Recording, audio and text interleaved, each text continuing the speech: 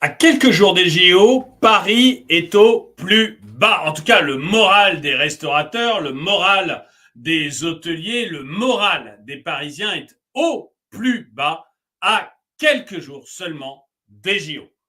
Bonjour et bienvenue dans cette nouvelle vidéo de DME en direct. Comme toujours, si vous n'êtes pas abonné, je vous suggère de le faire et de cliquer sur la cloche pour être prévenu lorsque je sors une nouvelle vidéo. Excusez-moi, je suis surpris par la nouvelle figure que représentent nos bannières. On va aller voir ça rapidement pour remettre les choses comme on a l'habitude de le voir. Bonjour Sévi. Bonjour, hop là, c'était comme ça. Hein. Bonjour Night Angel, bonjour à tous ceux qui sont dans le chat. Bonjour à tous ceux qui sont dans le chat. Bonjour Poppy, bonjour à tous. Bonjour à ceux qui me regardent également en différé. On va très rapidement commencer cette vidéo. Bonjour Frankie Rocky.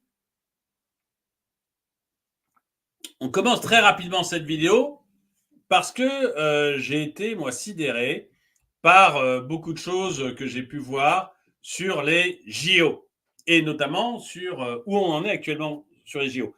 Vous savez que Paris est désert. Paris, c'est un désert complet à 5 jours des JO.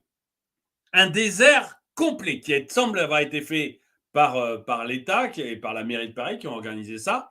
Mais vous allez voir, c'est complètement impressionnant. Je mets mon petit disclaimer pour que tout le monde l'ait bien vu, mais je vais déjà vous montrer les rues de Paris.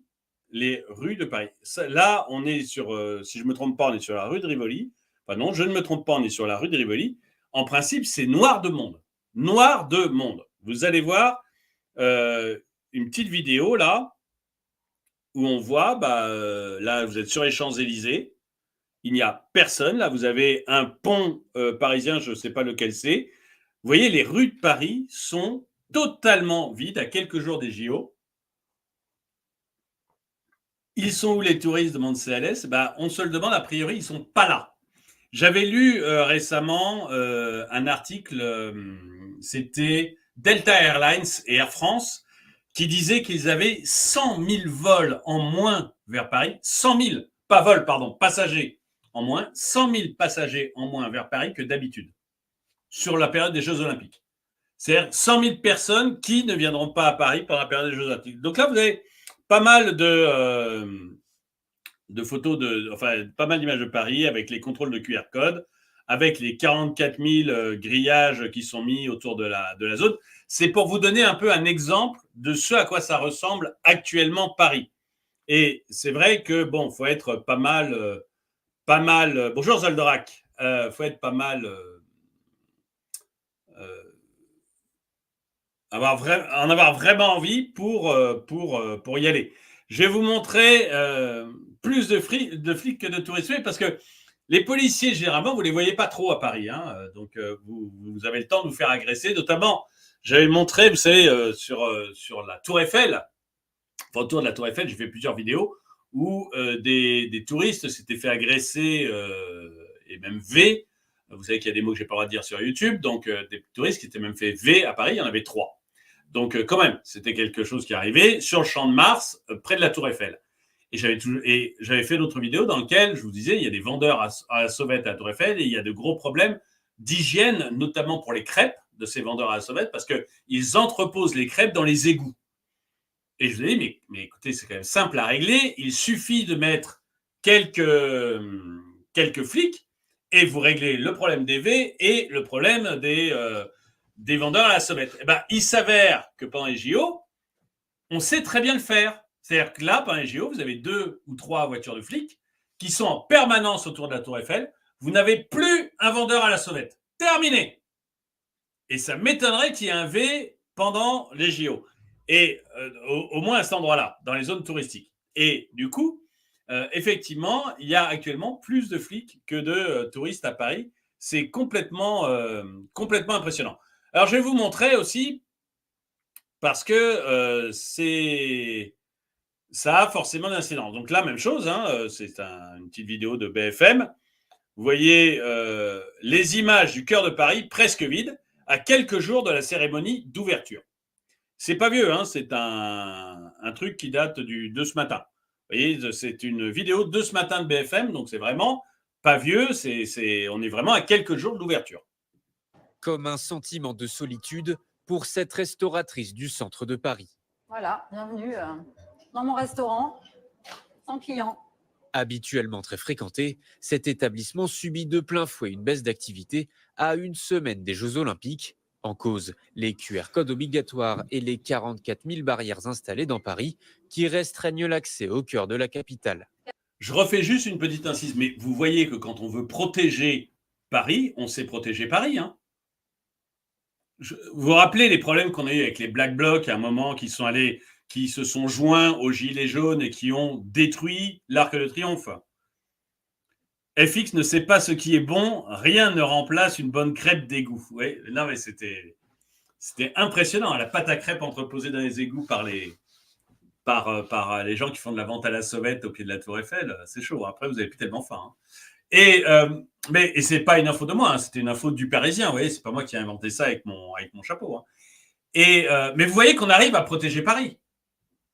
Vous voyez que vous vous rappelez les Black Blocs qui avaient vandalisé l'Arc de Triomphe. Vous vous rappelez de tous les dingos en tête ou en queue de manifestation qui pillent des banques, détruisent des magasins, font exploser des vitrines. Vous vous rappelez les jours des démeutes qu'on a eues. Regardez, quand le pouvoir a envie de régler le problème, vous avez des flics partout, un QR code pour tout le monde, 44 000 barrières. 44 000 barrières. Quand on veut régler le problème, il n'y a aucun problème. Mais quand l'exécutif a envie de laisser filer, il le fait. Moi, c'est vraiment la grande leçon que j'ai retenue. Vous voyez, c'est un peu comme le Covid. Hein, vous sortiez, vous, sans votre masque, ou même à la plage, même dans une forêt tout seul, les flics vous retrouvent. Hein.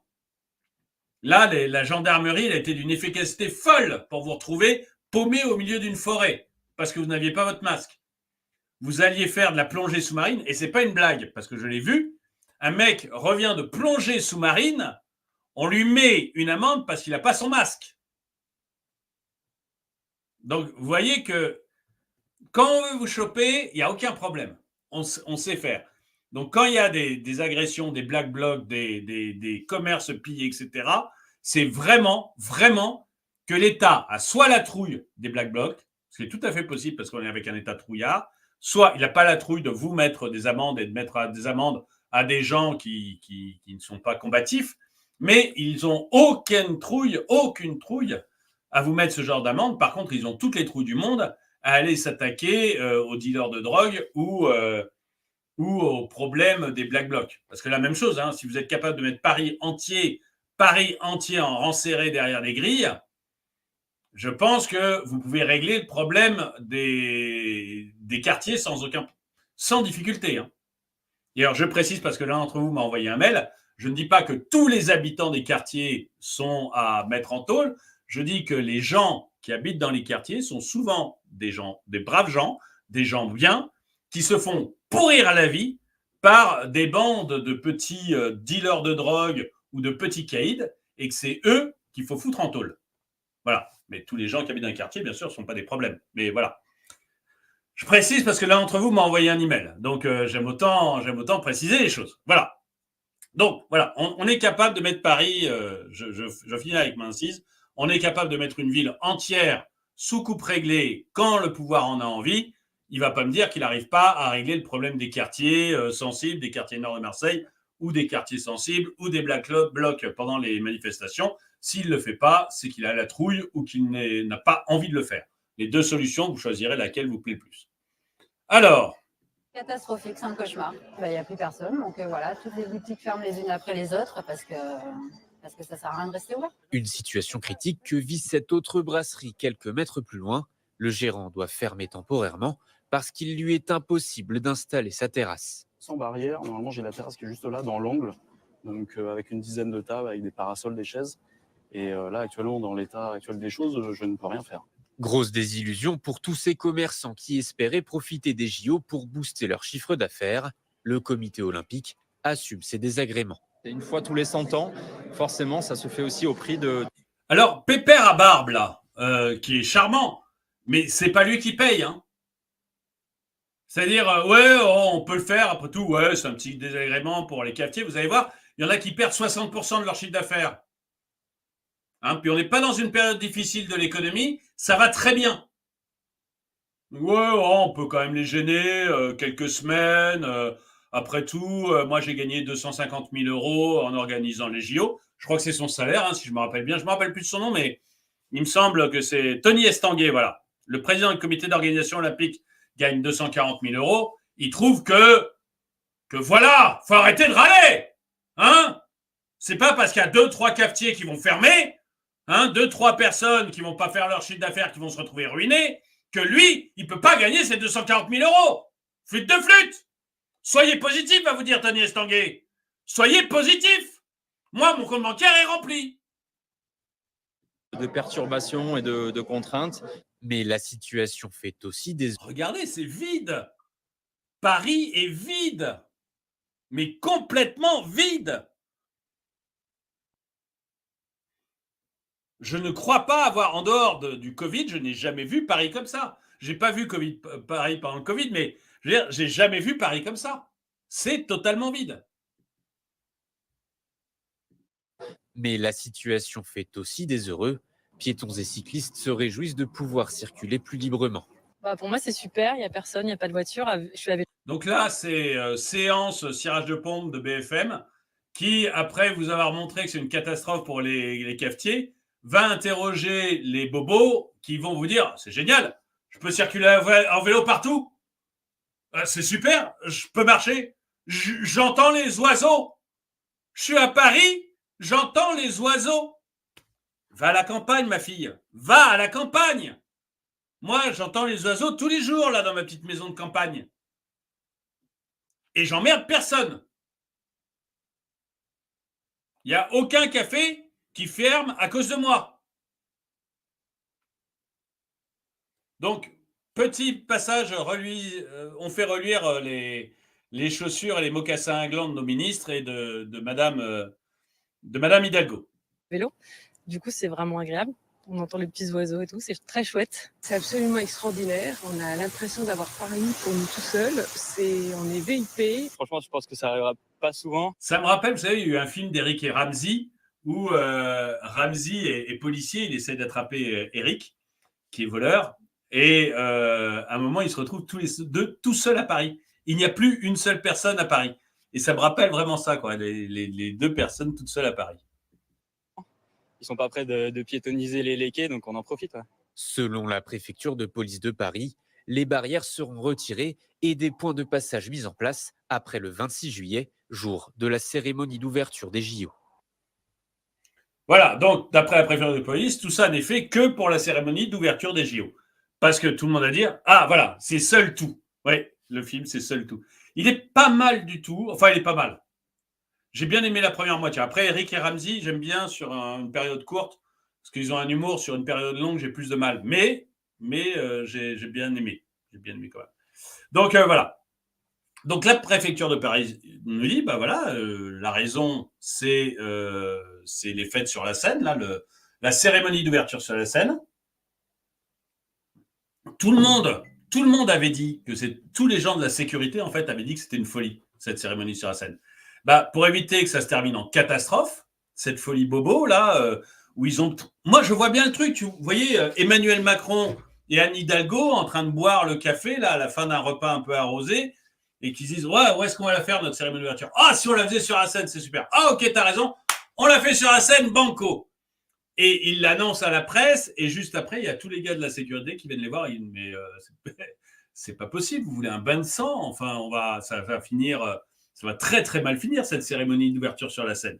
Et du coup, on est obligé de sécuriser absolument tout Paris de manière hyper forte pour permettre la cérémonie sur la Seine. Alors, vous allez voir un autre truc où, en fait, vous avez... Alors, le bout du bout, je crois, c'est l'île de la Cité. Alors, pour ceux qui ne connaissent pas Paris, l'île de la Cité, c'est une île au milieu de Paris. C'est vraiment le cœur de Paris, on peut dire. C'est petit, c'est relié que par des ponts et c'est généralement très chic, très cher. Bon, l'île de la Cité, ils se sont tapés des travaux de folie. J'ai fait une vidéo récemment où je vous ai montré qu'un des cafetiers, lui, non seulement il se tapait des travaux de folie en ce moment, mais en plus, la mairie de Paris avait décidé de mettre des toilettes publiques sur sa terrasse. Donc, donc, il va avoir ses clients qui vont boire, enfin, les clients qu'il espère avoir, parce que pour l'instant, c'est juste la catastrophe. Mais, bonjour Astrée. Mais les clients qu'il espère avoir vont être là, sur la terrasse, et juste à côté d'eux, enfin, au milieu d'eux, il y aura d'énormes chiottes publiques, vous savez, les belles chiottes en plastique, là, de chantier. Et il est ravi. Ah, il est absolument ravi. Il trouve que c'est merveilleux, surtout qu'actuellement, avec le bruit des travaux, il n'arrive pas à avoir un seul client. Bah, j'ai eu un autre reportage sur l'île de la Cité. Vous allez voir, ça ne s'est pas arrangé et c'est une véritable catastrophe. Il paraît qu'on va avoir le droit aux policiers et burqa, ou presque. Alors, les policières en burqa, en fait, non, on n'a pas. Alors, j'ai fait une vidéo là-dessus, un peu trash. A priori, Gérard Darmanin a dit non. C'est l'Angleterre qui a demandé s'il pouvait envoyer des policiers en burqa. Et Darmanin a dit non. Donc, il y a quand même eu un sursaut. Tout d'un coup, Darmanin, il a dit attendez, c'est pas possible. On ne peut pas exagérer quand même. Donc, on va avoir des policiers de partout dans le monde, mais a priori, c'est normal pour les JO, de ce que j'ai compris. Mais au moins, la burqa, on va l'éviter. Il semblerait, je me trompe peut-être, mais pour l'instant, il semblerait que Darmanin ait dit non quand même, faut pas déconner. Ce qui est très rigolo, c'est que ce soit l'Angleterre qui ait demandé et pas l'Arabie Saoudite, vous voyez. Il n'y a pas un pays arabe qui nous a dit est-ce qu'on peut envoyer des femmes policiers avec le voile? Il n'y en a pas un qui a demandé. Ceux qui ont demandé, c'est les Anglais. C'est vous dire à quel niveau en est notre civilisation maintenant.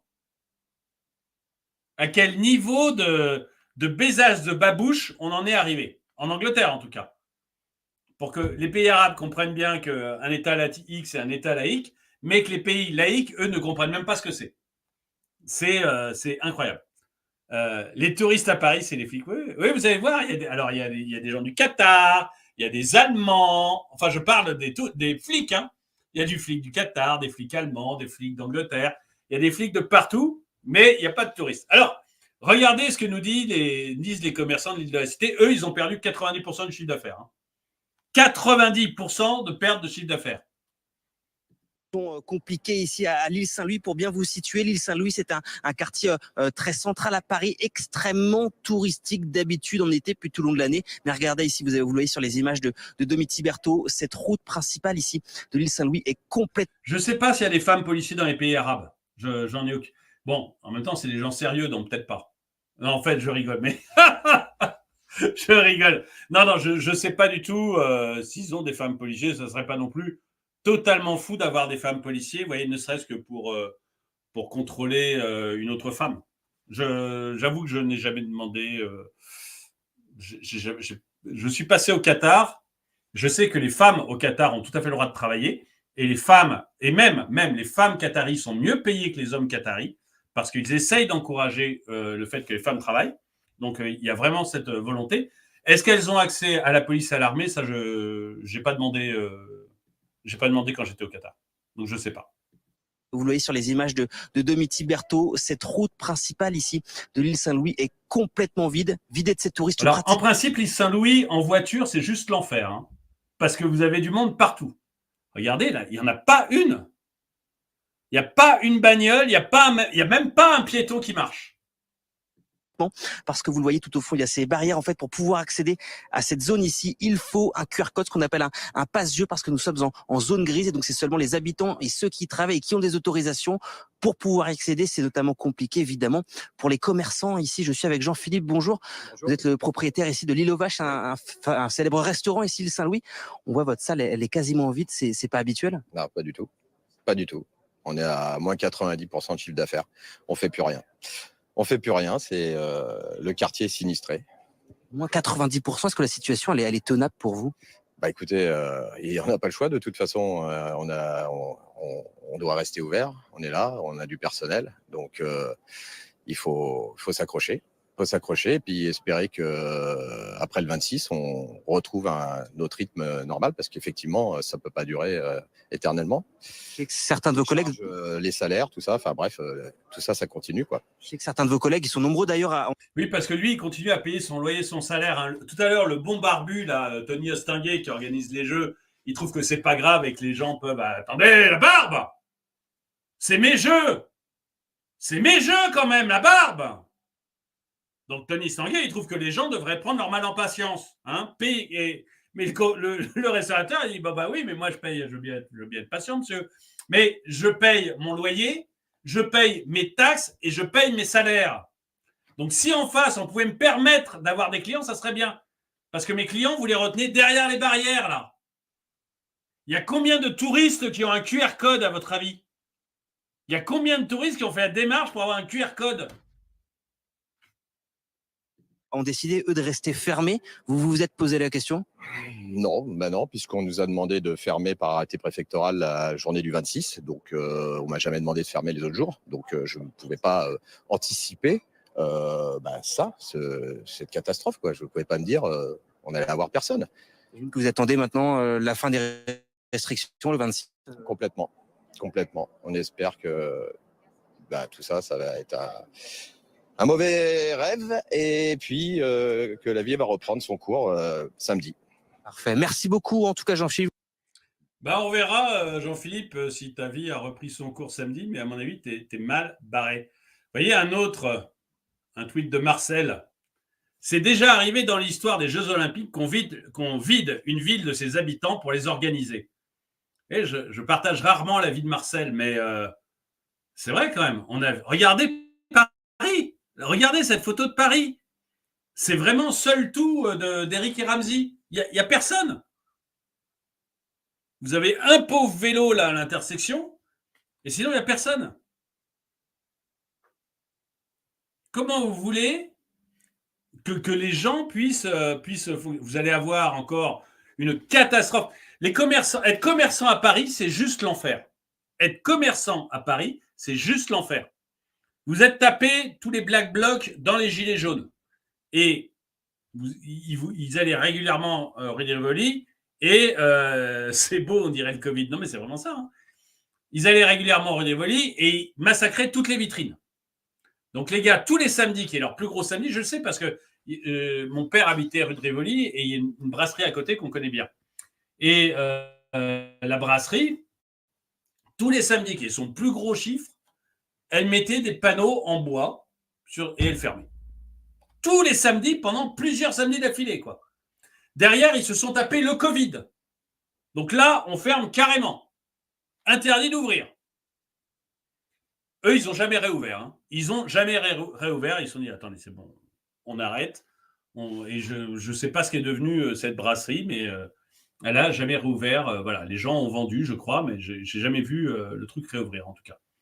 Là, après, ils se sont tapés toutes les manifs avec les Black Blocs qu'on refuse d'arrêter. On refuse de les arrêter parce que vous avez vu qu'on est capable d'arrêter toute une ville. Regardez cette photo de Paris. Vous voyez que quand on veut, même les JO en Chine, il n'y avait pas de clôture et de barrière. Bah oui. Mais regardez, on est capable d'arrêter toute une ville. Mais les Black Blocs à la sortie des manifs, on ne sait pas les arrêter. Donc les commerçants, régulièrement, ils se font péter leurs vitrines, taguer leurs trucs, etc. Regardez ce qui s'était passé pour les élections.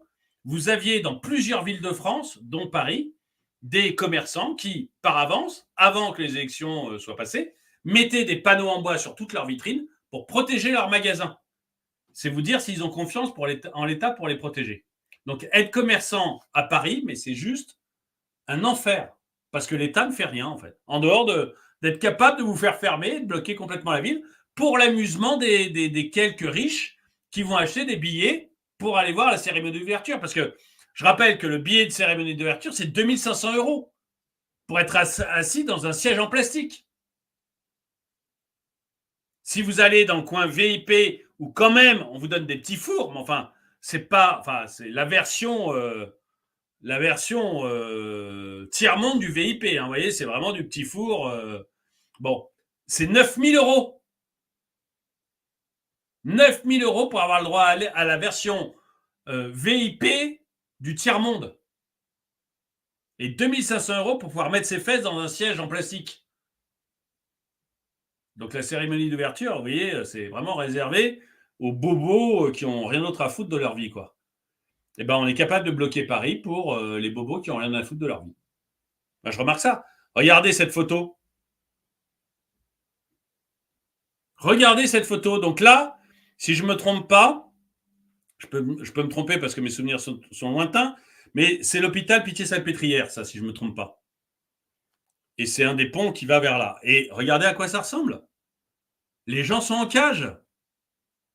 Les 9 000 € pour des petits fours surgelés. Oui, enfin, des trucs qui n'avaient pas l'air top. Vous voyez, j'avais vu la proposition. Je ne m'étais pas dit, waouh, ça va être chouette, quoi. Je m'étais dit, bon, bah, c'est un peu cheap, quoi. C'est un mariage de pauvres, ça, c'est vrai. C'est pas, vous voyez, c'est pas. Vous dites pas, je vais à une grande fête, quoi. Vous dites, bon, bah, il n'y a plus d'argent dans la famille, il faut bien marier quand même la fille.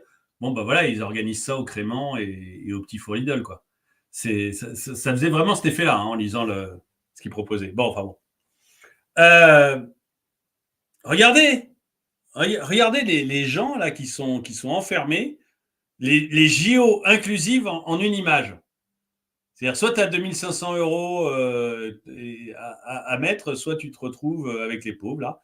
Et alors, si je ne me trompe pas, les grilles du côté Seine, parce que vous voyez qu'ils sont entre deux grilles, le grille du côté route, ça va, on les laisse regarder. Bonjour, merci Cédric, merci beaucoup.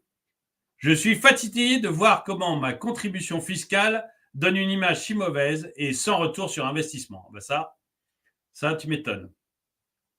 Alors, mais vous voyez, d'un côté, vous avez la grille ouverte, là, qu'on voit, mais côté Seine, vous avez aussi une grille, mais pleine. C'est-à-dire que vous ne pouvez pas regarder la Seine. Parce qu'il ne faudrait pas qu'un pauvre se glisse à cet endroit-là et puisse voir le spectacle sans avoir payé ses 2500 €. Vous comprenez? Pire, les riches qui sont assis pourraient voir des pauvres sur le pont. Alors ça, c'est pas possible. Donc du coup, on a mis... Non, j'exagère peut-être un peu, mais on en est là, moi, je trouve. Donc en fait, vous pouvez me contredire dans les commentaires parce que je ne suis pas sûr à 100% de mon truc, mais quasiment. Côté Seine, c'est bâché. Et vous ne pouvez pas voir Ah, voilà, il y en a qui l'ont vu, donc exact. Bonjour Bloom.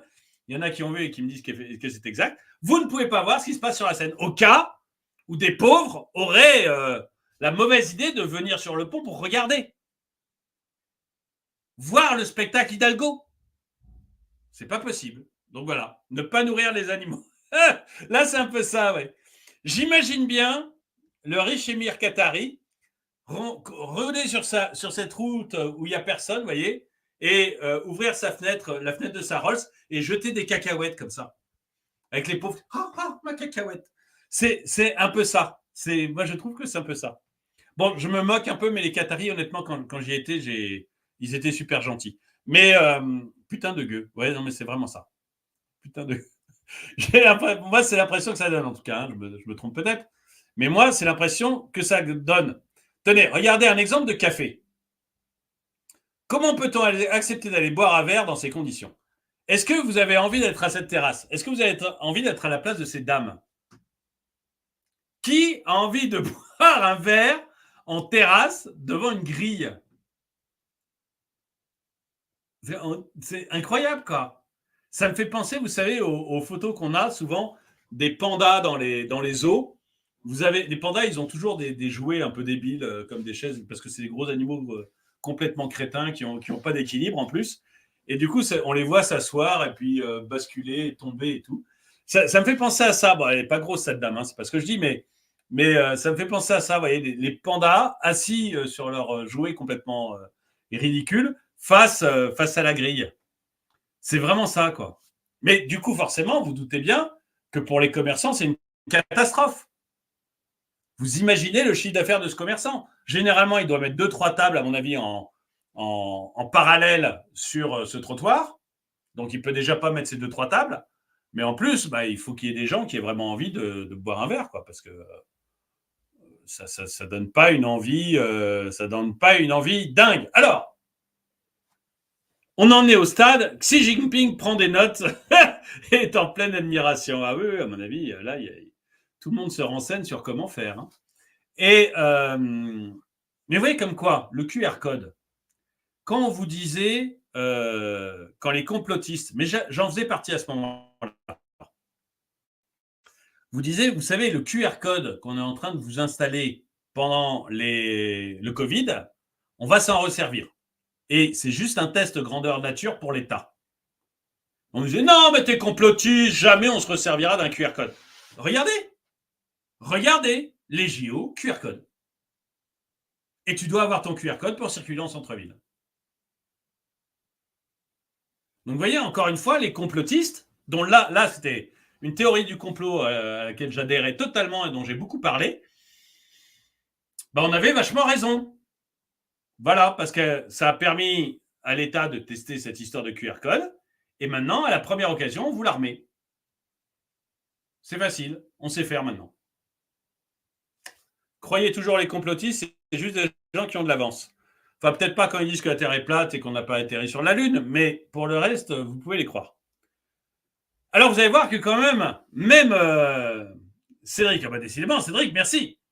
La liberté, selon la vision socialiste, c'est te mettre en cage. Le libéralisme, c'est de te laisser vivre au mérite. Mais oui, c'est de te laisser vivre tout court, quoi. Chacun fait ce qu'il veut et on fout la paix à tout le monde, quoi. Et on fait en sorte que les citoyens soient le moins gênés possible. Vous voyez, si vraiment il y a des problèmes de sécurité à faire le truc sur la Seine, on ne le fait pas sur la Seine. Voilà, c'est tout. Quand on sait que ça va gêner tout le centre, toute une ville, d'aller foutre des bateaux sur la Seine, ça va gêner toute une ville pendant un mois, on arrête ce genre de débilité et on se met juste au bon niveau. Alors vous allez voir que même les gens très respectables, vous savez, en France, on organise les professions en syndicats, ça permet de calmer un peu la profession, en fait. Pour éviter d'avoir tous les restaurateurs qui hurlent, on leur dit trouvez-nous un chef. Le chef vient, le chef, on le fait bouffer à l'Élysée, on lui offre ceci, on lui offre cela, il a tous les privilèges du monde, et comme ça, il n'emmerde pas trop le président ou la maire, il les emmerde pas trop, et il se charge de calmer un peu les gens qui l'ont envoyé en première ligne. Bon, c'est comme ça que ça marche, on ne va pas se mentir. Et là, vous allez voir que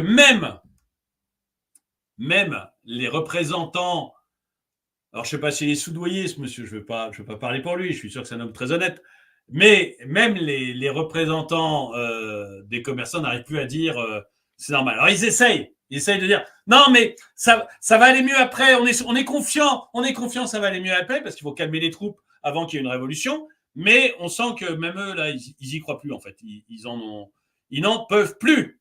Écoutez-le. Alors, je peux pas être en colère, mais il faut être pragmatique, il faut regarder la situation bien en face. Vous voyez, c'est le président de l'association des maîtres restaurateurs. Donc, il commence par dire non, mais je ne peux pas dire que je suis en colère.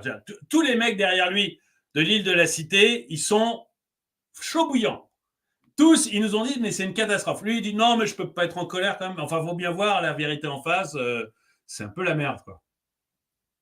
Je ne peux pas être en colère, mais il faut être pragmatique, il faut regarder la situation bien en face. Effectivement, c'est très compliqué.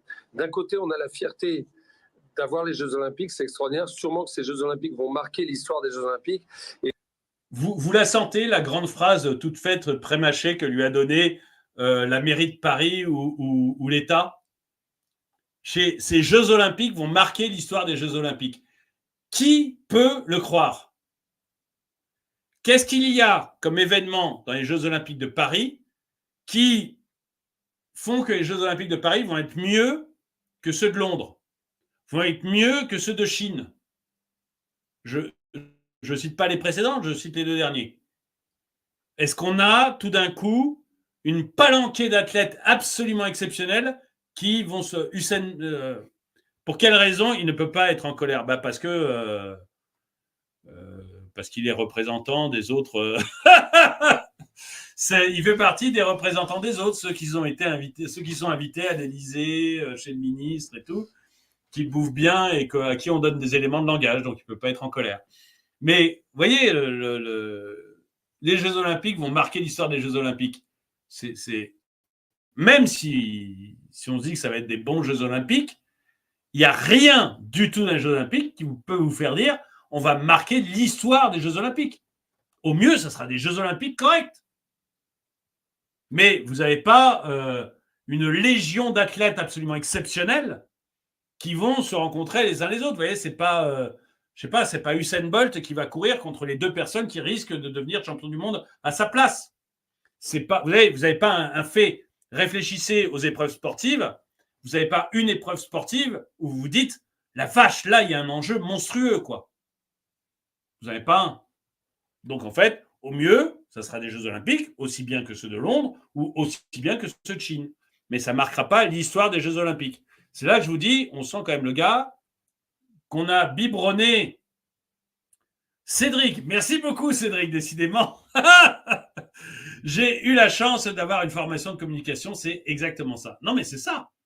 On lui a donné un petit texte à répéter, bien gentiment, à tous ses administrés, là, à tous les gens qui lui font confiance parce qu'ils ne savent pas les dessous du pouvoir. On lui a donné un petit texte, et puis là, il le récite un peu à la télé, disant c'est les Jeux Olympiques qui vont marquer l'histoire des Jeux Olympiques. Pourquoi ? Il serait bien incapable de le dire, d'ailleurs. Si un journaliste l'interrompait à ce moment-là en disant mais pourquoi ?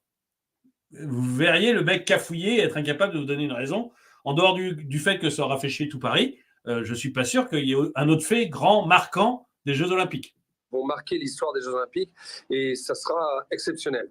De l'autre côté, effectivement, on a l'effet boomerang qui est très compliqué et avec une situation qui est un peu inattendue. C'est-à-dire... Moi, je dirais que l'une des raisons, excusez-moi, je vous coupe encore, mais l'une des raisons pour lesquelles ça pourrait marquer l'histoire des Jeux Olympiques, c'est une grosse bombe qui pète, vous voyez, ou un truc type Bataclan. Là, oui, on aura marqué l'histoire des Jeux Olympiques. Ça, c'est certain. Mais en dehors de ça, je ne vois pas. Je ne vois pas comment ça pourrait marquer l'histoire des Jeux Olympiques. C'est-à-dire que depuis maintenant pratiquement 1 mois, on n'a plus de touristes, on n'a plus de Parisiens parce que les entreprises... Vous avez entendu, décidément, je l'arrête beaucoup, ce monsieur, mais plus de touristes, plus de Parisiens. Depuis 1 mois. 1 mois pour une satanée cérémonie d'ouverture sur la Seine. Vous imaginez combien ça va faire 1 mois sans chiffre d'affaires pour tous ces gens? Et c'est hyper cohérent avec ce que je vous avais remonté comme info précédemment, mais aussi ce que dit Air France et Delta Airlines. 100 000 personnes de moins sur les avions qui vont à destination de Paris. Bon, bah, fatalement, hein, du coup, tu n'as pas de touristes. Les entreprises ont envoyé leurs employés, leurs collaborateurs en télétravail. Certains sont partis en vacances. Et les touristes, c'est un tourisme différent cette année. Il faut bien comprendre que les touristes vont arriver bientôt pour les Jeux Olympiques. Alors là, honnêtement, il se met le doigt dans l'œil jusqu'au coude. Et je vais vous montrer pourquoi tout à l'heure. Comment je sais ça? C'est les hôtels. C'est les hôtels qui me font dire ça. Donc là, Totor, son élément de langage qu'on lui a donné, t'en fais pas mon grand, les touristes vont arriver pour les Jeux Olympiques. C'est il va se rendre compte doucement quand ses administrés vont venir le voir et lui dire attends, tu nous as pas défendu fort quand même. Là, il va se rendre compte qu'en fait, on lui a fait bouffer de la communication sans réalité. Mais bon, voilà. Ah, il y a un préavis de grève cette semaine à Air France. Bah, c'est beau. Alors, continuons. Là, vous avez un autre cafetier. Un autre cafetier qui va vous parler de ses clients qui aiment bien être en cage. Ils seront là. Le passage, il est étroit. Comment on va les servir? On ne peut pas les servir. Désolé. Désolé. La source de la désolation, ce sont plus de 40 000 barrières déployées pour sécuriser les épreuves sur route et la cérémonie d'ouverture. Le café croissant consommé comme dans une cage, l'image est saisissante, mais pas forcément bonne pour les affaires. Il y a des grilles, il faut un QR code, une réservation, et on a attendu les JO pendant 4 ans. J'ai vu ce week-end un tweet d'un gars, un restaurateur.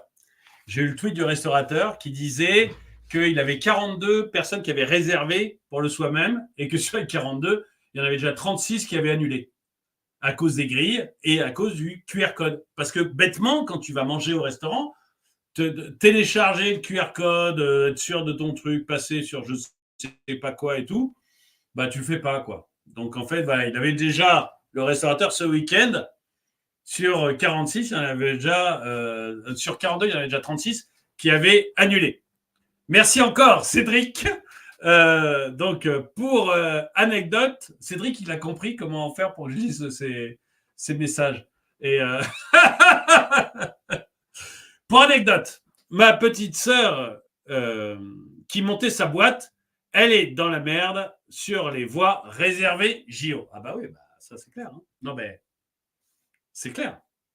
Et ça nous fait un peu préjudice. Bien sûr qu'on a une baisse d'affluence, forcément, les gens, ils n'ont pas envie de manger autour de grillages.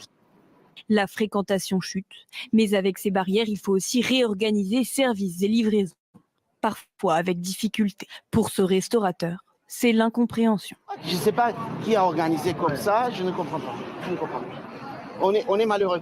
Je vous jure qu'on est malheureux. Alors, je n'arrive pas à comprendre quelque chose. Est-ce qu'ils veulent aux Jeux Olympiques avec les commerçants ou sans les commerçants? 600 bars parisiens. Alors moi, je sais une chose, c'est que les bobos qui dirigent Paris préféreraient les Jeux Olympiques sans les commerçants. Sans personne, en fait.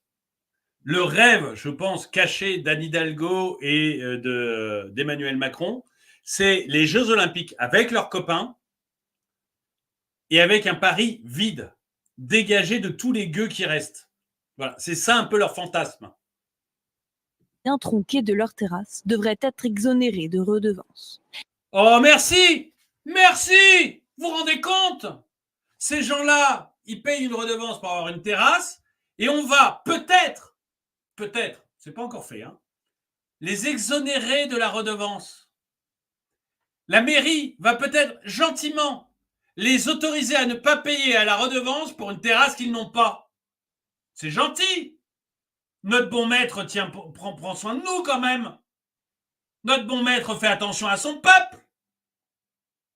Alors peut-être, hein, parce que si elle est mal lunée, Anne Hidalgo, ou si elle a encore réussi à ruiner un peu plus Paris, ce qui est déjà très fort, non, il faudra payer. Mais voilà, peut-être. Les Parisiens se plaignent d'avoir trop de touristes, problème réglé. Ah bah oui, là, ils ont réglé le problème. Mais à ce stade, les restaurateurs regrettent avant tout un manque de communication. Vous voyez, enfin c'est général, quoi. Hein. En dehors des représentants du métier qui nous disent non, tout va bien, ça va aller de mieux en mieux, vous en faites pas, on peut pas dire qu'on est fâché. Vous entendez pas beaucoup de restaurateurs qui vous disent non, bah ça va, tout va bien. Ah, c'est la fête chez nous. Il y en a pas un pour l'instant en dehors des représentants qui se font dorer la pilule par nos ministres dans les restaurants du ministère et qui ont peut-être, je ne suis pas sûr, quelques bons privilèges qui leur tombent dessus quand il y a besoin. En dehors de ça, les autres sont plutôt mécontents. Alors, une autre vidéo, j'ai beaucoup de vidéos parce qu'en ce moment, c'est un bonheur. Et une autre vidéo, mais je me rappelle plus ce que c'est, je me rappelle qu'elle était vachement intéressante, mais malheureusement, comme ils mettent un écran noir, là, je ne suis pas capable de vous dire ce que c'est. Ah si, je sais. Elle est très intéressante, c'est un député. Je ne sais pas de quel bord il est. Hein. Je ne sais pas s'il est RN. À son look, il n'a pas l'air LFI parce qu'il a l'air de quelqu'un de bien. Donc, je ne sais pas s'il est RN, PS, LR. Il n'est pas macroniste, je pense. Donc, je ne sais pas de quel bord il est. Mais, comme il n'est pas habillé comme un plouc, c'est sûrement pas un LFI. Mais vous allez voir, il vous décrit Paris en ce moment, mais c'est un bonheur. Bonjour, c'est Domingo, je sors de l'Assemblée nationale, je me rends à la gare de Lyon pour prendre mon train et heureusement que j'ai une carte de député parce que traverser le moindre pont à Paris, traverser une rue, il y a des barrages partout. Ça m'intéressait parce que justement il décrit bien ce qui se passe actuellement à Paris, mieux que je pourrais vous le faire, donc je trouvais que c'était intéressant qu'il vous décrive voilà, que tous les ponts, il faut présenter un QR code, quoi. Enfin qu'on est vraiment dans un monde de fous. On est dans un monde de fous. De député parce que traverser le moindre pont à Paris, traverser une rue, il y a des barrages partout. Comme vous le verrez sur les images, il y a des commandos marines sur la Seine, il y a des gendarmes, il y a des policiers à tous les coins de rue, et il y a surtout ces grillages partout. Et je me souviens de ce film extraordinaire où Mireille Mathieu chantait la liberté avec Paris libéré. Là, c'est pas tout à fait la liberté, hein. Paris est devenu une gigantesque prison. Paris n'est plus une fête, ou alors c'est une fête au pénitencier, hein. Paris encagé, Paris grillagé, Paris kidnappé pour cette cérémonie d'ouverture. J'espère qu'elle sera bien. En tout cas, en attendant, les touristes sont juste ébahis, extrêmement étonnés de voir la plus belle capitale du monde qui avait donné rendez-vous à la terre entière pour cette magnifique fête que sont les Jeux Olympiques, en fait, dans une véritable prison. C'est très étonnant. On a vraiment l'impression d'une situation de guerre.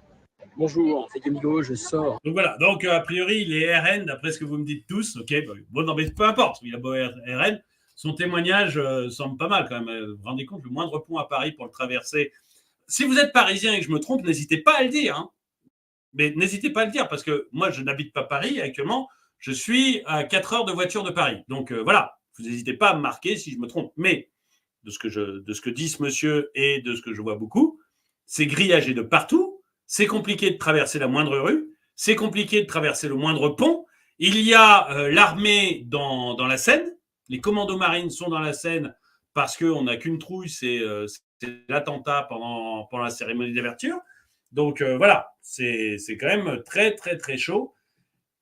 Et c'est vrai que vous n'avez pas... Bon, en même temps, ils avaient qu'à avoir leur QR code, quoi. Hein, il y a... J'ai bien aimé cette photo. Donc je vous la mets, vous voyez, c'est le... On voit bien Emmanuel Macron devant les gueux là, qui attendent de l'autre côté du grillage. Et en même temps, ils avaient qu'à avoir leur QR code. C'est un peu ça. J'ai l'impression qu'on en est arrivé un petit peu là avec Paris. Et on parlait de police tout à l'heure, vous allez voir, il y a aussi des gens qui n'ont pas forcément envie de se faire contrôler par la police allemande parce que c'est des mauvais souvenirs. Voilà, être contrôlé par la police allemande à Paris, c'était pas bon signe. Bah, j'ai rien contre les Allemands, j'aime beaucoup les Allemands, mais quand même, voilà, hein, j'aurais tendance à dire, tiens, c'est marrant, c'est arrivé aussi à mon grand-père, mais qu'est-ce que vous voulez, on va... Ah oui, mon Dieu, si j'étais juif habitant à Paris, je dirais ça. Oh oui, si j'étais juif à Paris, me faisant contrôler par un gendarme allemand, je dirais ça. Tiens, c'est marrant, c'est arrivé aussi à mon grand-père et depuis, on ne l'a pas revu.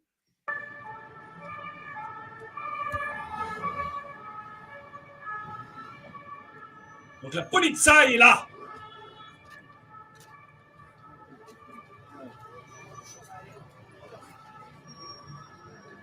C'est vrai que ça faisait quand même quelques dizaines d'années qu'on n'avait pas vu comme ça la Polizei marcher juste à côté de la police française. Et je trouve que voilà, c'est des bons souvenirs. Non, pardon, c'est pas des bons souvenirs, mais c'est quand même une belle piqûre. Honnêtement, je serais... Si vous êtes juif et que vous habitez Paris, débrouillez-vous pour le faire. Voilà. Allez vous faire contrôler par un officier allemand à côté d'un officier français et dites-lui que ça vous rappelle les souvenirs et que votre grand-père a connu la même chose il y a quelques années et que depuis, on n'a pas de ses nouvelles. Voilà, je pense que ça vaut le coup, c'est de l'humour juif, hein, prenez-le bien, mais moi je le ferai volontiers. Voilà.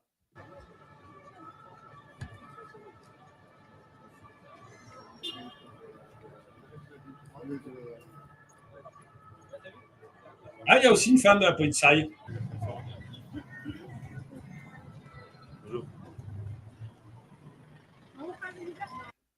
Cédric remercie ma petite sœur qui est dans le domaine RH, qui intervient sur la motivation des équipes et bien elle ne peut pas travailler. Bah oui, non mais il y en a beaucoup. Vous allez voir, même les éboueurs ne peuvent pas travailler parce que ces génies qui nous dirigent, quand ils disent on va mettre des QR codes et on va mettre des grillages, ces gens-là, si vous voulez, ils vivent tellement dans un autre monde qu'ils ne savent pas qu'il y a des gens qui tous les matins vont jeter les poubelles.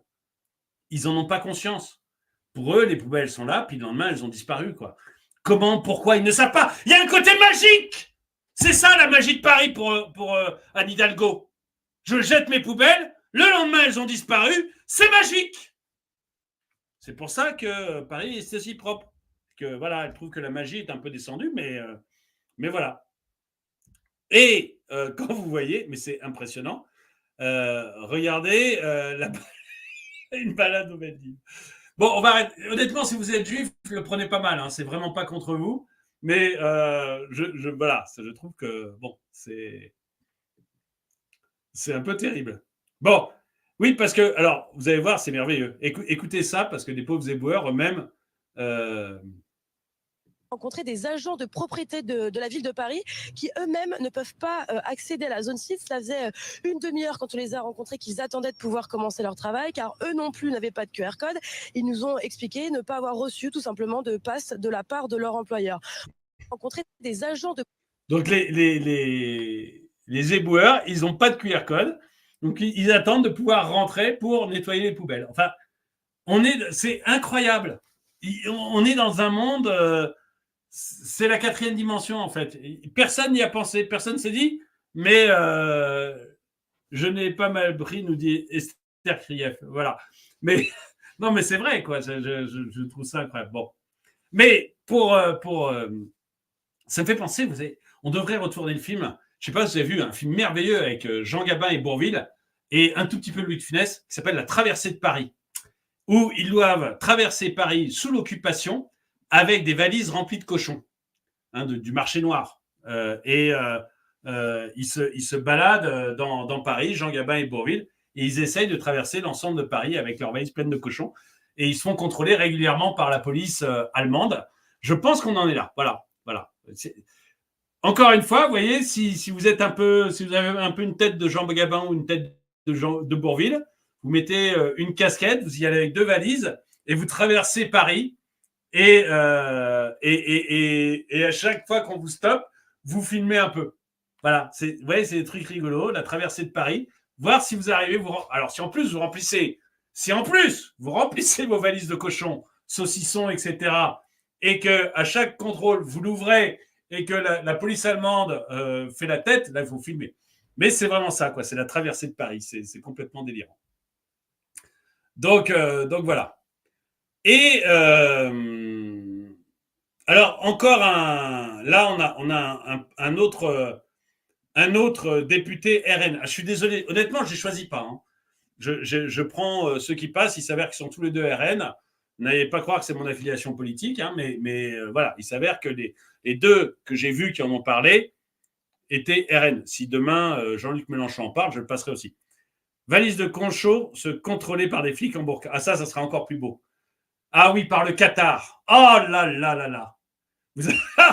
Non, mais il y a des trucs à faire. Vous voyez, il y a des trucs à faire pour se marrer quand même à Paris. Faut penser un peu à l'amusement qu'on peut avoir à Paris. Mais une belle tête de cochon, comme dans le film. Une grosse tête de cochon dans la valise. Et ça serait beau. Ça serait... voilà. Bon, regardez donc ce que nous dit les Charlots au JO. C'est un peu plus... mais c'est pas les mêmes références, mais ça aurait été drôle aussi. Alors, regardons ce qu'il nous dit. Je trouve que c'est assez amusant. Semaine cruciale, J-4 avant les Jeux Olympiques. Gérald Darmanin, dans un entretien au JDD, dit qu'il est très rassurant. Aucune menace caractérisée, notamment sur la cérémonie d'ouverture. Est-ce que vous faites confiance aujourd'hui au ministre de l'Intérieur quant à l'organisation de ces Jeux? Au ministre moyennement, aux forces de l'ordre tout à fait, aux militaires qui font l'opération Sentinelle. On l'a vu ces derniers temps d'ailleurs, ils sont très efficaces. Moi, ce qui m'inquiète, c'est qu'on va avoir des Jeux Olympiques sans public. On va avoir des Jeux Olympiques hors sol. C'est-à-dire qu'en France, pour avoir de la sécurité... Il me semble que le 14 juillet, quand notre président a défilé dans la commande car, là, il n'y avait pas de public non plus. Alors, même chose, c'est un tweet qui est passé, moi, je n'ai pas regardé le défilé du 14 juillet, voilà. Mais il me semble qu'il n'y avait pas de public non plus sur les Champs-Élysées, et qu'en fait, on avait un Macron qui défilait comme ça sur la commande car, personne, et du coup, forcément, il ne se fait pas huer. Hein, c'est le gros avantage aussi. Vous avez viré le public, personne vous hue. Vous passez presque pour un génie. Et donc, il avait défilé comme ça, sans personne. Et je trouve que c'est tout un symbole. C'est vraiment tout un symbole. Les Charlots organisent les JO. Ah bah voilà. Bah, vous voyez, il y aurait des films à faire. Moi, il y aurait des films à faire. Il suffit de prendre Denzel Washington pour jouer le rôle d'Emmanuel Macron et peut-être qui on pourrait prendre pour jouer, je ne sais pas. Il faudrait une actrice noire pour jouer Anne Hidalgo et on vend ça à Netflix et à mon avis, ça tourne, quoi. À mon avis, il suffit juste de trouver l'actrice noire qui serait bien dans le rôle d'Anne Hidalgo. Et à mon avis, Netflix finance tout de suite. Tout de suite. Il faut juste la trouver. Alors, on reprend, excusez-moi, le truc. Toujours de la com. Merci Cédric. Hors sol. C'est-à-dire qu'en France, pour avoir de la sécurité, il faut mettre des barrières, il faut empêcher les gens. Cédric, il met la... Cédric, il met le nombre d'euros en fonction du nombre de mots. Oui. Une petite phrase, c'est 2 euros, une longue phrase, c'est 5 euros. Je le charrie un peu, hein, désolé. Mais... En public, vous faites référence notamment aux images qu'on a montrées dans nos journaux avec des terrasses vides. Je viens de Moselle, mais je suis venu à Paris pour faire des interviews et j'ai traversé Paris. J'avais l'impression d'être à l'époque du Covid, c'est-à-dire des grandes barrières, personne dans les rues, des terrasses de café complètement vides. Donc on va avoir des Jeux Olympiques sans public. Tout cela est assez sidérant. C'est le prix de la sécurité. Ah bah voilà, Aya Nakamura dans le rôle d'Anne Hidalgo, voilà. Bah ça y est, on a trouvé la fiche Netflix. Tout va bien. En France, maintenant, j'ai l'impression, quand il y a une finale de foot, quand il y a du sport, quand il y a de grands événements, eh bien, on vide les rues parce que sinon, on sait que ce sera du désastre, de la violence. Ah, il y a eu un témoignage. Pardon, j'avais vu le témoignage de Jean-Marc qui disait « Sans QR code, je circule normalement ». Mais après, il nous a expliqué qu'il habitait dans le sud. Au début, je me suis interrompu en me disant « Ah bah, je me suis trompé », donc j'allais renvoyer, mais bon. Il y a du sport, quand il y a de grands événements, eh bien, on vide les rues parce que sinon, on sait que ce sera du désastre, de la violence, des gens qui arriveront des banlieues pour semer le chaos. C'est terrible d'en être là. C'est terrible. On est dans une France aujourd'hui où l'insécurité est partout et on préfère tout vider, tout contrôler plutôt que de faire des événements publics, ce qui veut dire qu'aujourd'hui, vivre ensemble est devenu un danger. C'est un constat assez édifiant. Je suis assez d'accord. D'ailleurs, je rebondis là-dessus. Je suis en train de préparer une vidéo que je vais sortir, je pense, à 16h. Sur Jérém Star qui s'est fait agresser à la gare de Nantes. Donc, vous voyez que vraiment, j'aime ton humour. Merci, Cédric. Merci beaucoup, Cédric. Mais, vous voyez, enfin, il y a vraiment des problèmes d'insécurité. Hein. Je la sortirai tout à l'heure, la vidéo, on ne peut pas parler de tout là. Mais Jérém Star qui se fait attaquer à Nantes, quoi, à la gare de Nantes, en plein jour, hein, en plein jour. Tu te dis, mais on est dans un monde de fous, quoi. On est vraiment dans un monde de dingue. Alors, pourquoi je vous disais tout à l'heure que notre ami Denzel Washington et Macron dans Hot Shot 3, les JO à Paris. Bah oui, mais c'est vraiment ça. Et mais donc, ouais, pas le provoquer. Voyons le. Alors, pourquoi je vous disais tout à l'heure que nos braves amis, quand ils disaient, vous savez, les représentants des restaurateurs, quand ils disaient ça va s'améliorer bientôt, les touristes vont venir pour les JO. Ils vont venir pour les JO. Eh bien, je vous disais, non. Désolé, mais non. A priori, je peux me tromper. Ce que je sais, c'est que les hôtels de luxe sont pleins à craquer. Les hôtels de luxe, mais de luxe, hein, pas du petit hôtel 5 étoiles, du hôtel luxe, c'est-à-dire au-dessus du 5 étoiles. Tu as le rire de l'acteur français Henri Guibé. Ah ben, je ne m'étais jamais rendu compte. J'aimais beaucoup Henri Guibé. Je l'ai toujours trouvé très, très sympathique. Très sympathique. Je n'avais pas remarqué que j'avais son rire.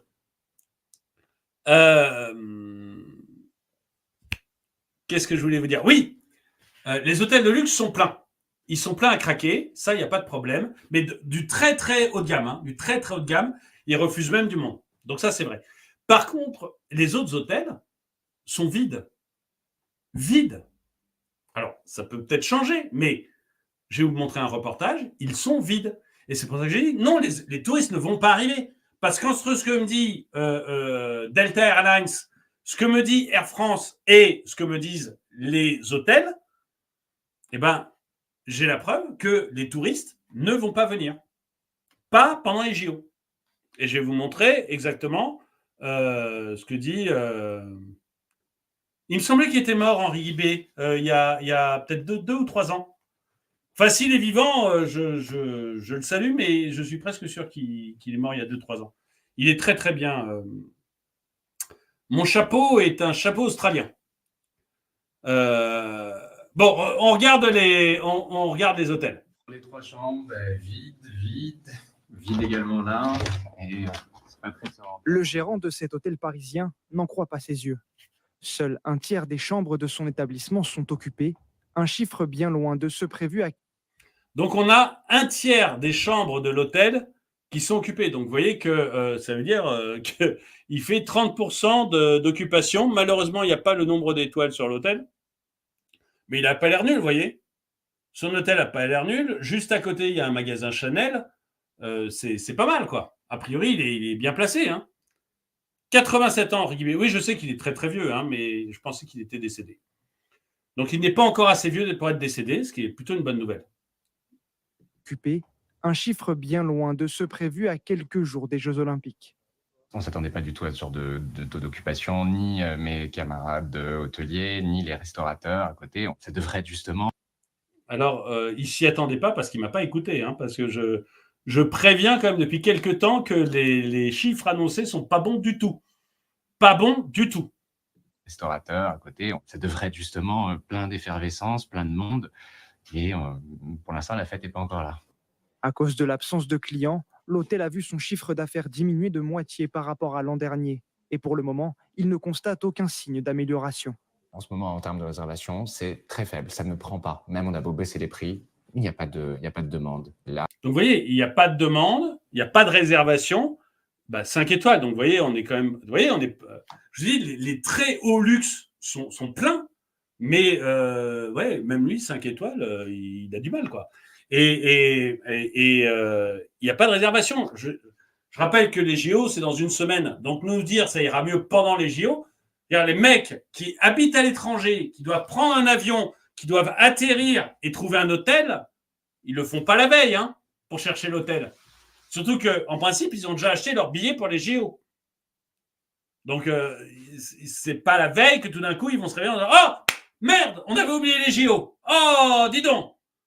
Où est-ce qu'on va, ma grande? Bon, on va à Paris. Bon, t'appelles l'hôtel 5 étoiles, alors, voir s'il y a une petite place. » Bon, vous voyez bien que c'est pas comme ça que ça se passe, quoi. Les gens, ils ont déjà acheté leur billet, ceux qui en veulent, et ils ont réservé leur hôtel. Et ceux qui peut-être n'ont pas encore acheté leur billet, c'est les Parisiens qui se disent « Bon, j'attends la dernière minute, je verrai ce qui est libre. Ça se trouve, même, on va me les offrir, donc je ne vais pas me casser la tête, et je verrai ce qui est libre. » Mais le mec qui vient du bout du monde ou des États-Unis, il a acheté son billet avant d'atterrir, vous voyez, et il a réservé son hôtel.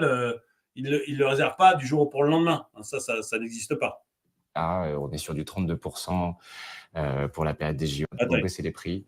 Il n'y a pas de demande. Là, même en baissant les prix, ils ne trouvent pas de demande, quoi. C'est vous dire si... Même on a beau baisser les prix, il n'y a pas de demande. Là, on est sur du 32% pour la période des JO, alors que l'année dernière, j'étais à 89% avec des prix plus hauts en plus. Le gars Enfin non, mais c'est triste. J'ai de la peine pour lui. Mais vous vous rendez compte qu'on lui a sûrement vendu depuis 4 ans le fait on va faire les JO, ça va marcher, vous allez vous éclater comme un malade. Certes, on a augmenté toutes les taxes à Paris, mais vous en faites pas, il y a les JO. Vous allez vous faire un fric de fou. Et cette année, il est à 30% de réservation. L'an dernier, où il n'y avait pas JO, avec des prix de chambre plus chers, il était à 89%. L'effet JO, c'est un effet négatif sur le prix et sur le taux d'occupation. Là, il a 2 fois moins de monde avec des prix moins chers. Eh ben, dis donc. Dans cet autre hôtel de la capitale, même des illusions, ce mois de juillet est très décevant. On est 35% moins que l'année précédente en termes de taux d'occupation. On parle d'un chiffre d'affaires qui était prévu pour plus ou moins 2 millions, qui va être réduit de la moitié. Pour les représentants du... Le CA divisé par 2. Et vous continuez à payer vos charges, vous continuez à payer votre personnel au même prix, parce que les salaires, on ne les divise pas par 2. À mon avis, tous les impôts et les taxes, on ne va pas vous les diviser par 2. Pour les représentants du secteur de l'hôtellerie, les touristes ont fui les Jeux Olympiques. Les touristes, les Français ne se sont pas appropriés les QR codes, ne se sont pas appropriés les périmètres de sécurité. Ils ne veulent pas revivre le Covid, donc ils préfèrent ne pas venir plutôt qu'aller chercher des QR codes, des réservations. Si pour l'heure les touristes désertent les hôtels, Paris s'attend à en accueillir 15 millions pendant les Jeux. C'est 5 millions de plus que l'an dernier. Donc, vous avez la version, vous pouvez choisir la version que vous voulez. Hein. Vous avez la version Hidalgo et Comité olympique qui vous dit vous allez avoir 5 fois plus de touristes que l'année dernière. Ça, c'est la version officielle, on va dire. Puis, vous avez la version des hôteliers en disant, bah, écoutez, moi, j'ai 30% de réservation en moins ou 2 fois moins de chiffre d'affaires. Vous choisissez lequel vous croyez. Vous voyez, celui qui vous montre les chiffres réels et celui qui est encore en train de faire de la branlette intellectuelle en vous disant on va faire 5 fois plus de touristes que l'année dernière. Voyez qui a raison, qui vous donne le plus confiance. Ça va être rigolo. Je confirme, ma fille habite à Tolbiac et pour promener son bébé en poussette, c'est une galère, pour ne pas dire autre chose.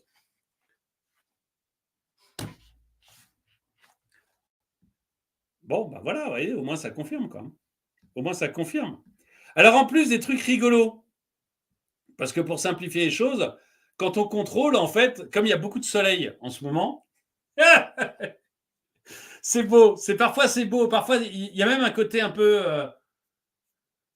il y a un côté presque poétique, je trouve, à la réalité de temps en temps. Voyez, vous mettez des contrôles de flics partout, des grilles partout, et après vous étonnez que les touristes n'ont pas envie de venir. Vous voyez, parce que bêtement, les gens, quand ils visitent Paris, ils n'ont pas envie de visiter une prison. Alors, quand vous mettez des grilles partout, des contrôles de flics partout et des QR codes, forcément, ça dissuade. Forcément, ça dissuade un peu. Mais, vous allez voir que la réalité est toujours plus belle. C'est que avec ces couillonneries de contrôle, comme il y a du soleil en ce moment en juillet, voyez-vous, comme il y a du soleil, eh bien, c'est pas facile de contrôler les QR codes. Parce qu'il y a trop de soleil, ça se reflète dans les téléphones et les appareils ont du mal à lire les QR codes. Du coup, nous dit le Parisien, hein, encore, vous voyez, c'est pas des infos que j'invente. Hein. BFM, le Parisien, on peut dire que vraiment, là, je lis les infos de la Macronie. Hein, donc, voilà. Le soleil complique la tâche des forces de l'ordre pour contrôler les pages jeux. Les QR codes sont illisibles sur les téléphones à cause de l'ensoleillement. La police vous demande donc de l'imprimer. C'est pas beau la vie. Maintenant, vous allez devoir imprimer votre QR code. Elle est pas belle la vie. Bientôt, l'auto-attestation. Vous savez, bientôt, l'auto-attestation, il faudra causer la cage. Je promène mon chien ou la poussette de ma fille et je rentre dans 1 heure. On en est là. Ça devient merveilleux.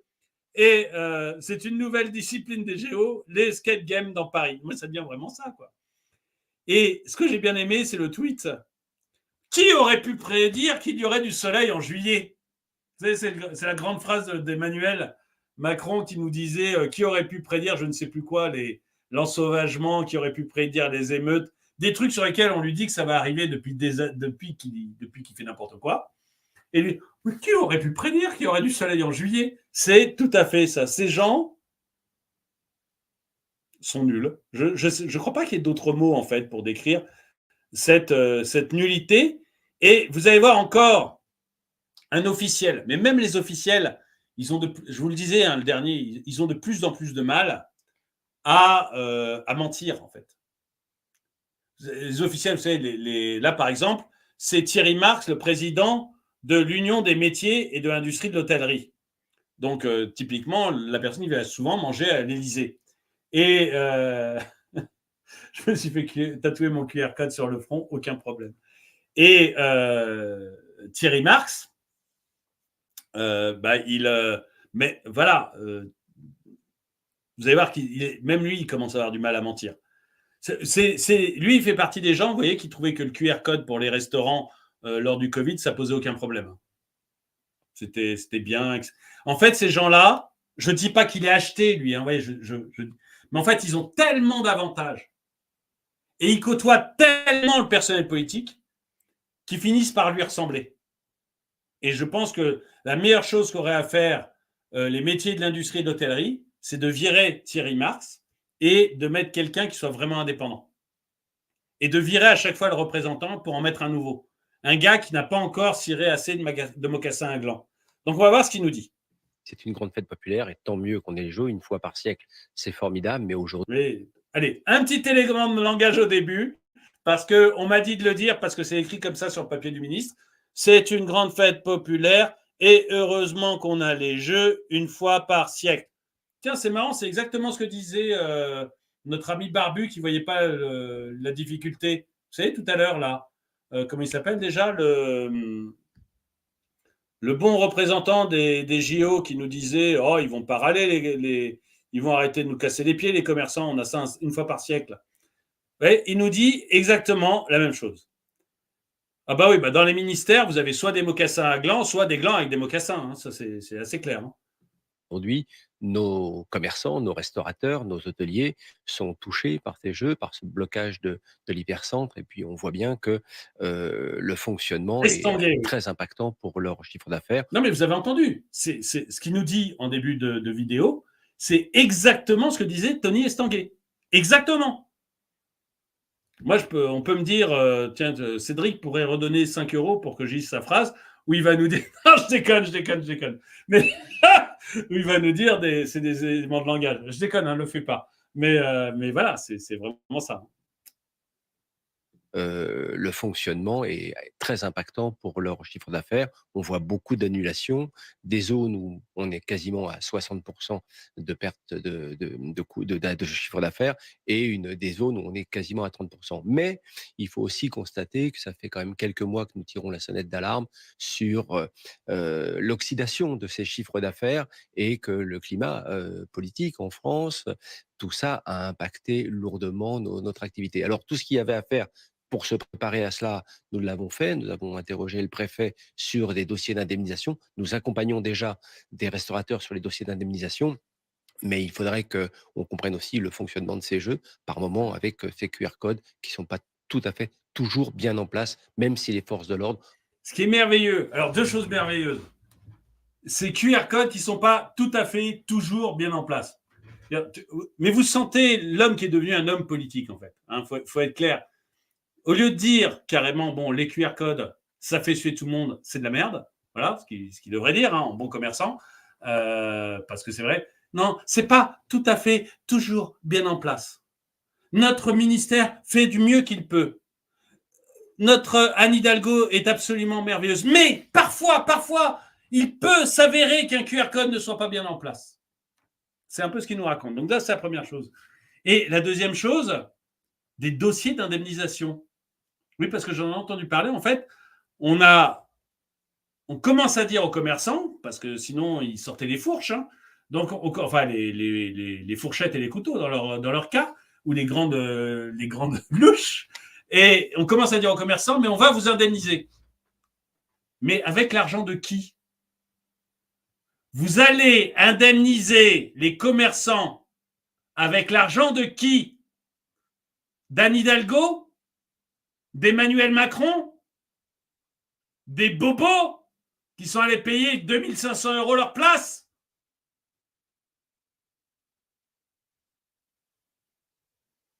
Vous voulez dire que pour faire plaisir à Anne Hidalgo et à Emmanuel Macron, pour leur faire un petit plaisir, une petite joie fictive, vous avez décidé d'enquiquiner absolument tout le monde, de bloquer les commerçants, et qu'après, on va devoir payer des impôts et des taxes pour les indemniser, alors qu'on ne va même pas voir vos saloperies de jeu.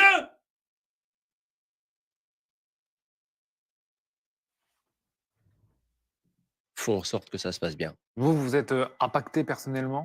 Oui, bien sûr, nos entreprises sont très impactées. Sur certains établissements, on est à moins 40%. C'est très inquiétant, très anxiogène pour l'avenir. Mais en même temps, connaissant un peu les jeux, pour avoir vécu Rio et Londres, on s'aperçoit que les périodes d'épreuve ne sont pas des périodes très intéressantes commercialement, mais l'après-jeu est très intéressant. Et on voit d'ailleurs les réservations.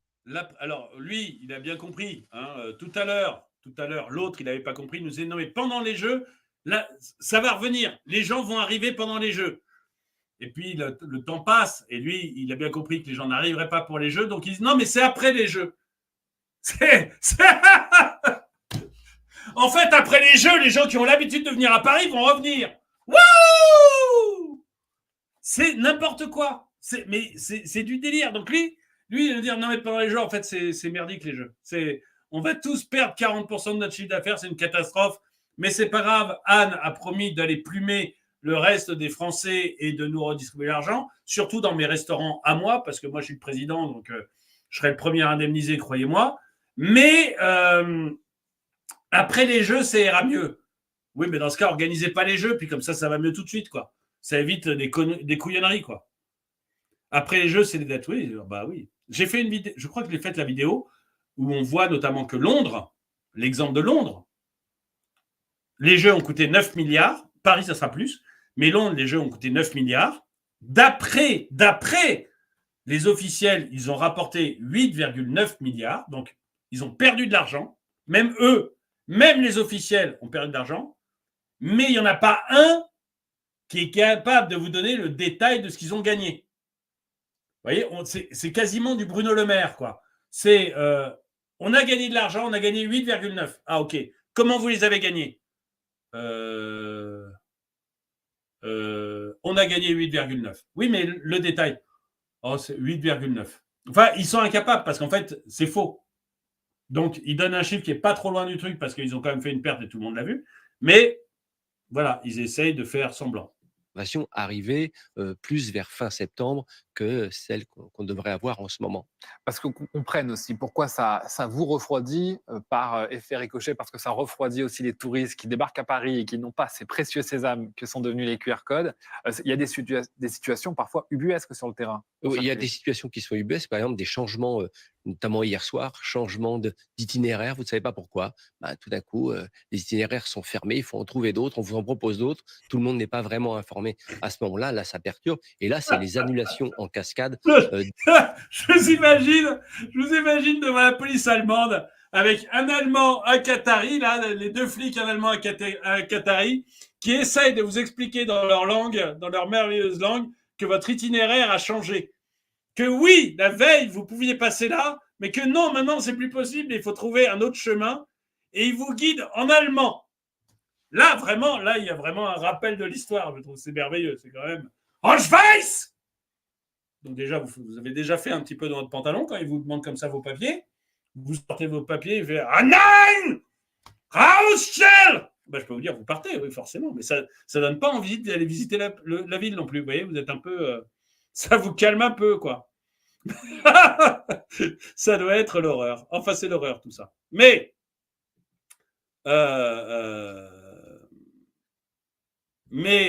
pardon. Et si on ne parle pas allemand, bon, déjà, de toute manière, quand il vous dit Rauschnell, vous avez compris que c'est pas sympa. Donc, vous dites oui, monsieur, puis vous partez, quoi. Hein. Mais c'est quand même, merveilleux, je trouve. On est dans un monde qui est beau. Il n'y a pas à dire. Ah oui, alors je voulais vous montrer ça parce qu'il y a quand même des petits rigolos, je trouve, parmi les restaurateurs. Parce qu'on ne va pas que pleurer sur le restaurateur. Il faut que je vous montre certains restaurateurs qui, quand même, exagèrent. Donc, là, il est en train de boire un coca. Il n'est pas en terrasse, hein, parce que sinon, il y a les grilles, donc c'est pas marrant d'être en terrasse. Et il est à l'intérieur. Il est en train de boire un coca à Paris.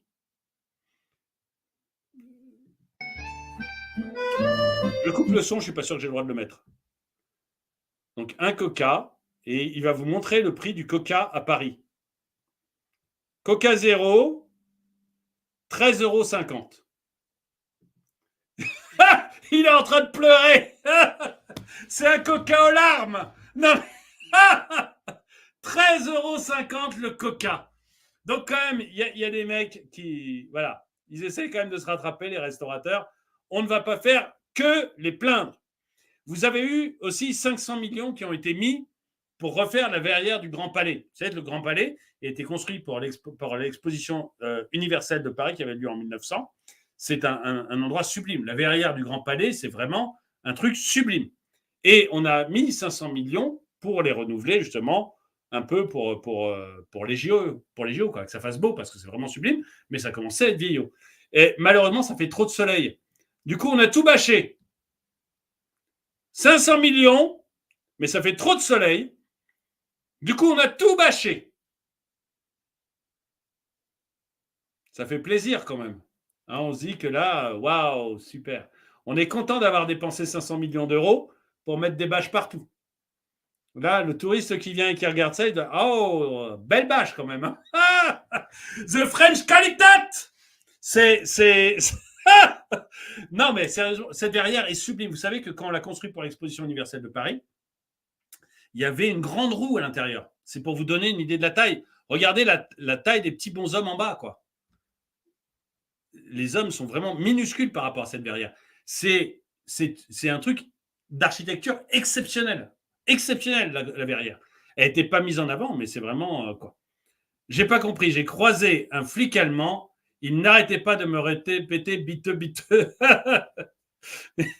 Venait-il vraiment d'Allemagne? Parce qu'il y a aussi des flics qui viennent d'ailleurs. Bon, non, mais je ne vais pas dire d'où, mais voilà.